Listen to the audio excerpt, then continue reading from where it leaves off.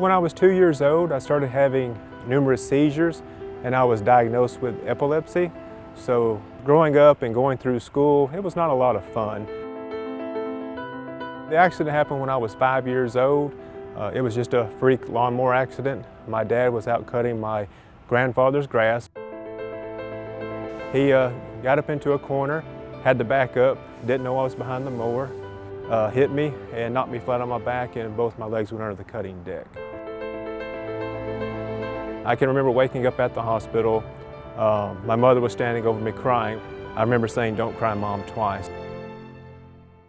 The accident caused me to lose my big second and third toes and part of the inside of my foot. I've had issues with mobility, of course, ever since. Most of the childhood was just consisted of just sitting and watching television and not doing much because they were afraid I might have a seizure.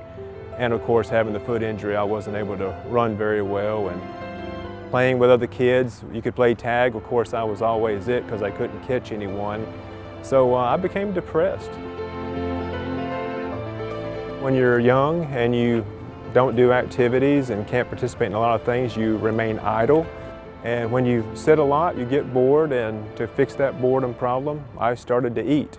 And that's when I became obese. By the time I got to graduation in high school, I weighed over 325, and the next year when I turned 19 years old, I was over 355 pounds. The doctor just flat out told me that I had to lose weight. He said if I stayed on the path I was on, that I might not live to be 30 years old. I didn't really know what to do about it at the time, so by chance I turned on the TV one day and there was a marathon on. I couldn't believe that people were able to run that far, 26 miles, and I also noticed how thin everyone in the race was, so that was the moment that I decided that I definitely wanted to run a marathon and change my path in life. Closing in with each stride. In 1989, I saw the IRONMAN in Kona. It was the Iron War with Mark Allen and Dave Scott.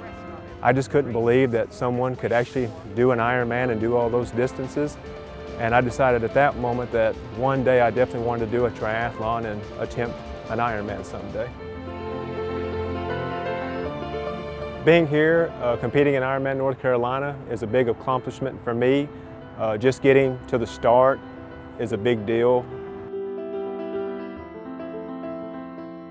If anyone that is out there that thinks they can't accomplish anything like this, you just have to make a decision to start. Once you start, you can make a difference and a big change in your life. You can do things for the better.